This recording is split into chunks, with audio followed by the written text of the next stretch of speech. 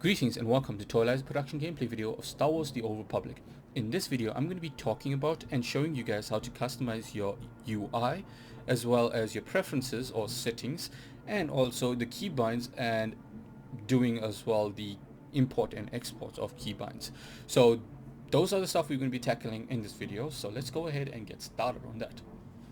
So the first thing we're going to be doing is preferences, or the settings. So in order to get to that, you just press escape and you go to preferences. Alternatively, you could just hover over here and you look for step. This is the menu of the game. You look for systems and you go to preferences. Once there, you are presented with the game tab, and that's the most important one we're going to be focusing on right now. And on that you have different options. So you got control, flight text, combat logging, sound, the different stuff that deals with the game, and we're going to be going into each and every one of them.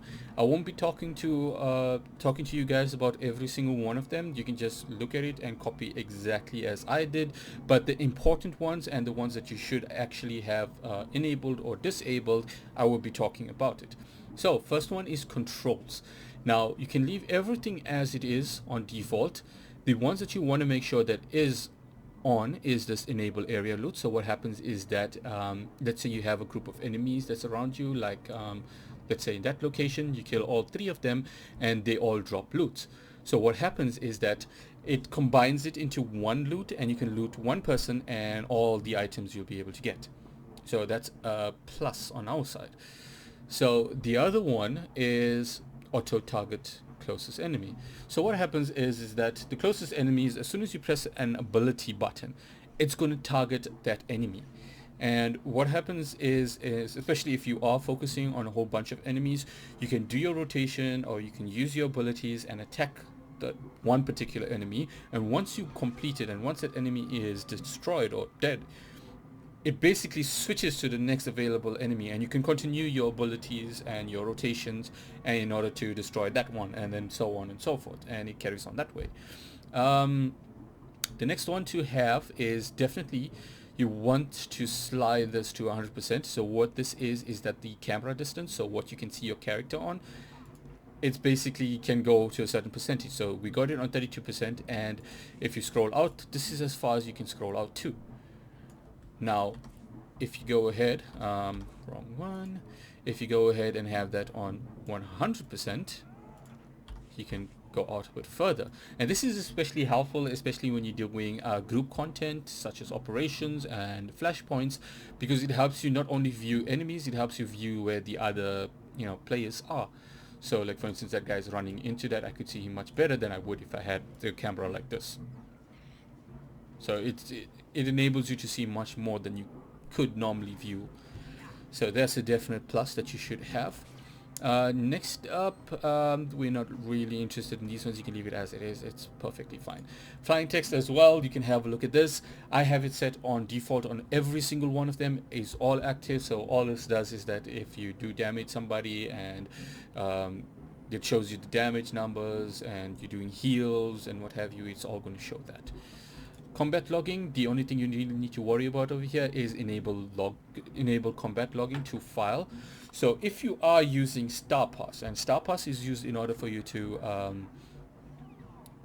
when you're gearing up your character, you use a dummy that you start attacking, and depending on your stats on your character, you are doing a certain amount of damage, and it enables you, it tells you how much of damage you're doing for a certain amount of time, the damage per second you're doing, and how much of damage you did on 150,000 health boss, or a million boss, the health of the boss. So it tells you all of that, and that is pretty helpful, especially end game, but not so much when you're starting off. Sound, pretty self-explanatory. You want to set it how you want it. This is how I have it. It's pretty low on master volume because of the fact that I'm doing a lot of videos and things like that, so I don't want to be drowned out by the in-game sounds. Plus on top of that is that I do a lot of operation, a lot of flashpoints with other players, and most of them are on Discord, so we have to listen to what they are saying. So we don't want their voices to be drowned out as well. So the lower the better. Plus I can also kind of hear it in the background, especially when I'm talking as well, so it's perfect for me. So you should actually set it up exactly how you want it. The enable sound is actually, it's like a toggle on and off, and background audio, it's basically, if you do minimize the game, it will either, if it's enabled, the background music will continue playing. If it's disabled, then it'll stop completely. As you can see, there's a lot of players around, so yeah. Anyway, we got chats. You can keep things as default. The only thing that you really want to focus on is profanity. So filter profanity is all about the swear words. So if you want to view the swear words, then you go ahead and disable it, so you'll be able to see every single swear word that a person is saying. Alternatively, if you don't want to, you can enable it, and all it does is that the swear word itself, it basically blocks out, so you don't actually get to see that. Next up, we got user interface. General, you can leave it as it is. You should actually have these enabled over here. I have them disabled because I'm kind of used to it, but you want to have these yeah, as it says over here, you toggling display a warning that item modifications that are overwritten are destroyed. So all it does is that if you are doing item modification or you're purchasing a particular item, it does like a box which tells you you're purchasing an item or you're going to destroy a previous item or something like that, and it's like a warning to make sure, hey, you got something over there, are you sure you want to do this? So that's what that is all about. Conversation, you can display the subtitles depending on you. Conversation alignment, this is whether you're aligning to the good side or the light side or the dark side. You can also enable this one here, which shows a conversation alignment gain. So it shows how much of light side or dark side points you're getting per choices you make. So you want to enable that, especially if you are playing on a new character. And maps, not so much, keep it as default. Graphics, have it how you prefer. Make sure that the resolution is set to your max screen resolution, the refresh rate as well. The other ones you can adjust accordingly depending on your graphic card, depending on how well it can handle pressure. So I've got mine's everything on max, and then I've got bloom, which is disabled because bloom is like it does like this extra lighting around certain things, and it doesn't show the detail in a particular item, so I have that off. The other thing to really worry about is tree quality and grass quality. So depending on your graphic card, you're able to see the amount of grass there. Like for instance, if I have that like at really low and I apply, it looks terrible. Like there's not much grass. I can even put it like completely 0. I think I can. And then there's like no grass at all. I have it on max because yeah, my graphic card can handle it. So depending on whether or not your graphic card can handle it, you can have it at different ratings. Obviously this is going to put a lot of pressure and produce a lot more heat depending on your graphic card, so bear that in mind. What you want to do is have something that displays your FPS, just like how I have up here, and then you can play around with your settings and then try and make sure that it doesn't go below the like 60 FPS. That's like your that's like the sweet spot, so definitely take that into account. Starfighter, keep it as default. The one thing that you will actually want to take note of is the controls. You want to invert the controls. So like most of the flight simulator games, they like you pull down and it goes up, you push up and it goes down, so that's the inverted thing. I kind of really never got used to that, so I never have that on. Social, you have an ignore section, which you can ignore most of the invites and things that come from people, but the one that I want to touch on is this allow access to same class and personal faces. So what happens is in the game you are able to group up with other players and you are able to do content with them. So for instance, you have like another player that have the exact same class as you. For instance, if they have a Sith warrior and you have a Sith warrior, the story is going to be exactly the same. Now what happens is if you don't have this enabled, you're not able to join their story. You're only able to do your own. Now if you do want to join their story, you just have to enable that, and it'll basically, like, as soon as a person enters, it does like an instance kind of thing. It creates an instance for the two of you. So once you go to that instance wall that's there, you go there, it'll prompt you like the options. You can either join your partner or you can create your own and go and do your own stuff. The other one is if in the event that you're playing with somebody who has a different class, it also works the exact same way. But yeah, always have that enabled. It's really helpful. Nameplates, this should be based on you, how you want, what you want to show the nameplates on. I have it set as this. You guys can have it set exactly the same, or alternatively how you want it. So that's about covers the preferences. The next thing that I want to touch up on is key bindings. Now, key binds are very important because it allows you to play the game much faster and enables you to use your abilities much faster just by a click of a button, instead of clicking or finding and hovering over a certain ability and clicking that. So the first one that you want to look at is targeting. You don't really need to worry much about the other ones. You make sure that your target next enemy is on tab, and don't really worry about the rest. The other one we're going to look at is movement. Movement, everything is pretty much similar to the default setting. The only one that has been changed is the strifle left and strifle right. Usually those are on E and Q respectively, and over here what I did was I changed them to A and D. So what happens is that strifling left, so the default one, if you press the A and D, it's just going to make you do this depending on what side you actually turning. Whereas if you have the strife, instead of doing that, you press left and you press right, it's going to run. And this is pretty helpful, especially to get out of AoE damage areas that the enemy is providing, so you can just move left and right. And yeah, the other one, the turning left and right, you can easily do it with your mouse by holding down the right click button, so it's pointless actually having that. So yeah, those are the keybinds that are really important in terms of movements and stuff like that. But then you got the quick bar. Now the quick bar is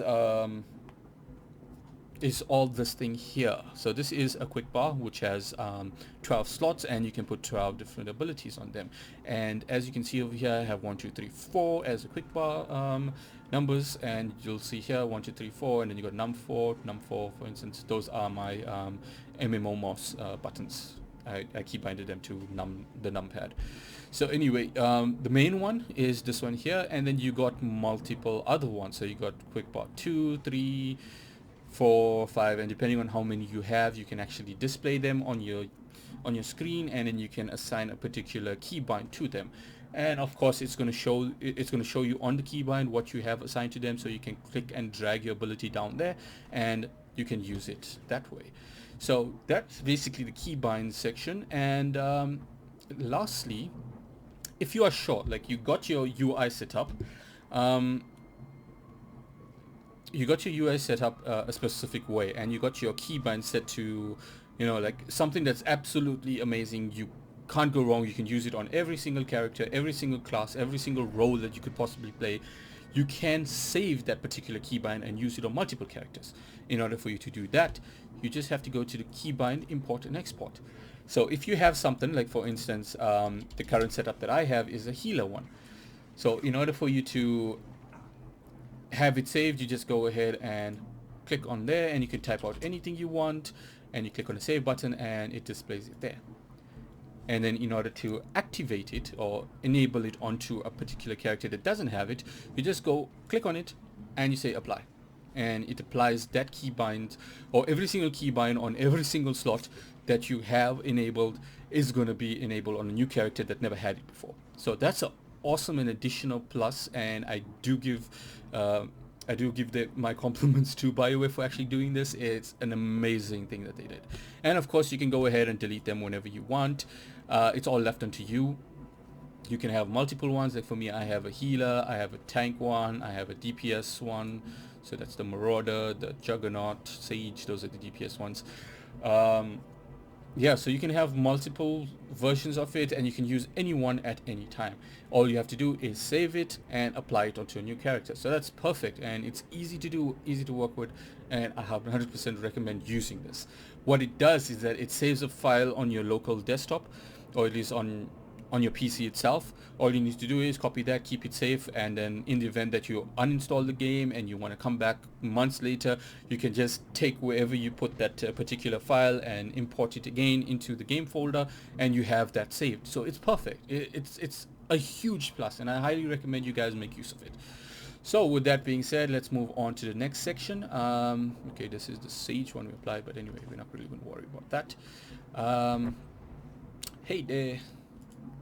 Okay, so now we're going to talk about the UI. So this is the default UI that you have.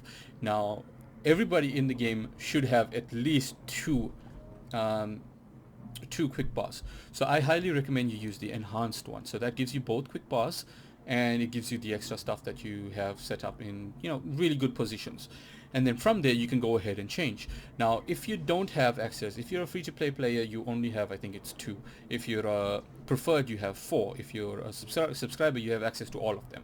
So what I would suggest is, if you do, and I have been saying this multiple times on multiple videos that I've done, is make sure you go ahead and link up a security key authenticator, which is provided in the Google Play Store and Apple Store.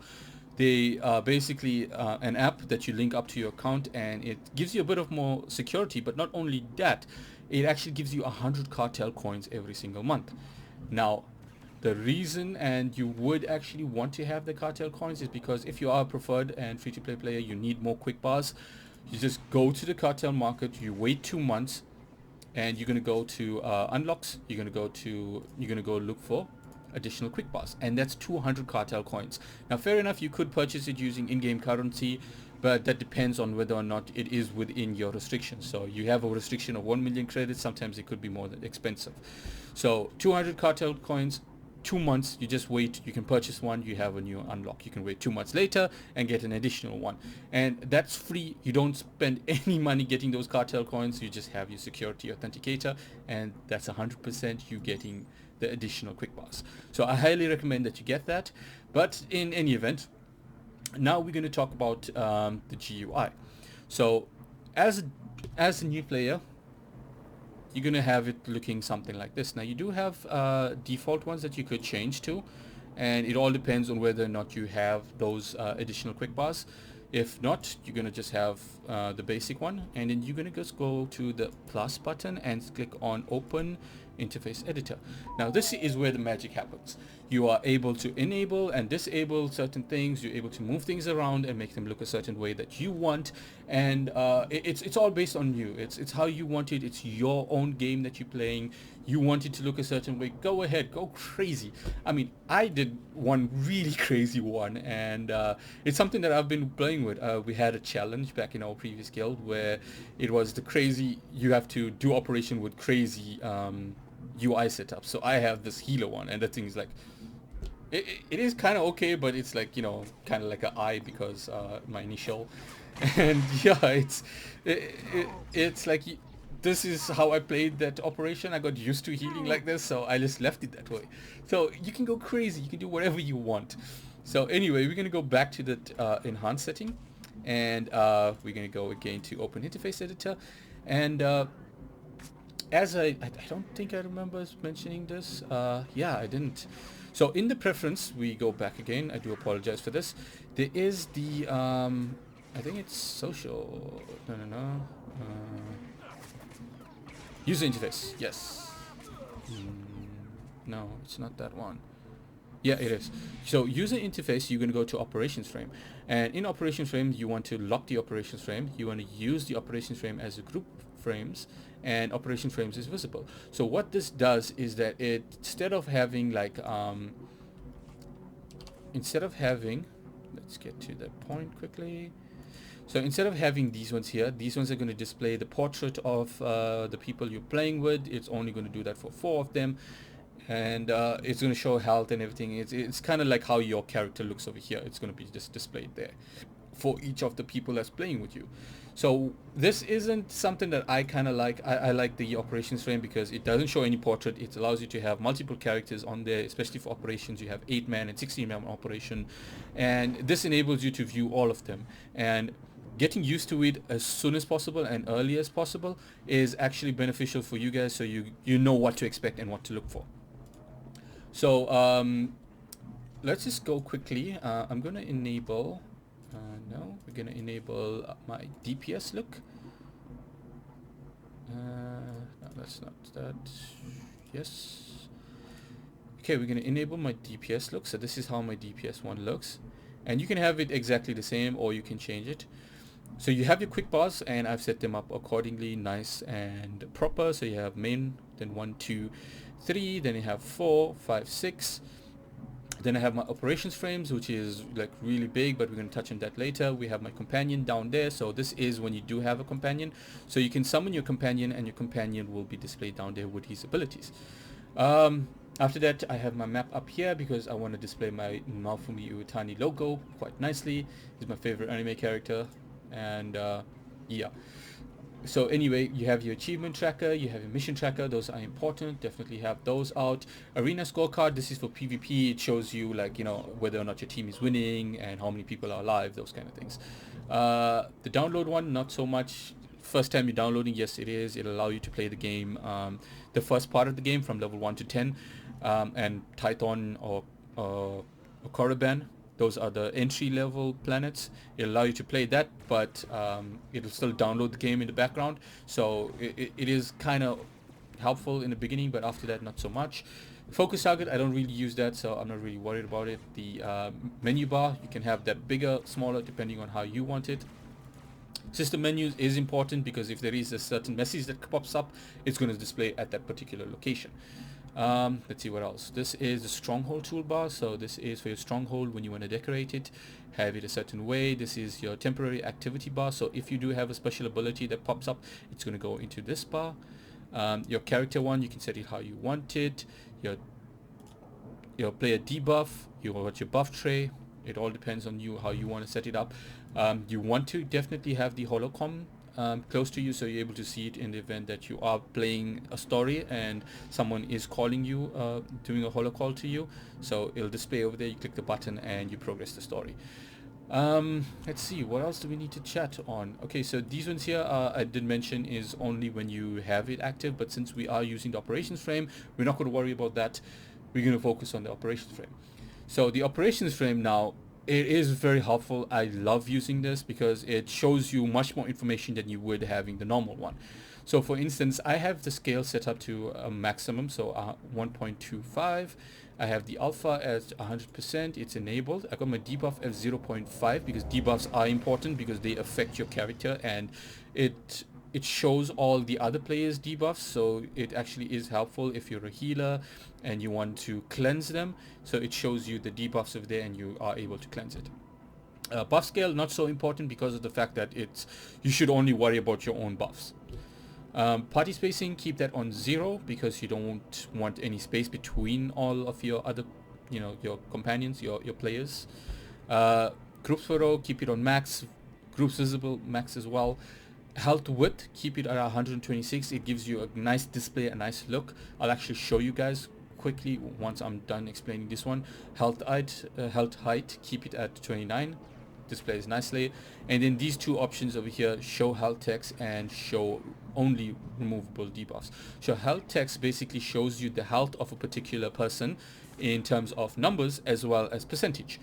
So that is very helpful, especially if you're a healer, so you can prioritize who you want to heal first. You focus on the percentage, the lower percentage get higher heal priority.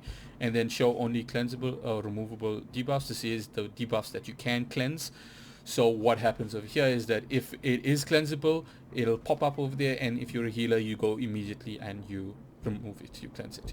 So yeah, that basically does it. You just follow how I have my setup over here, make it look identical. You'll have no problem playing the game.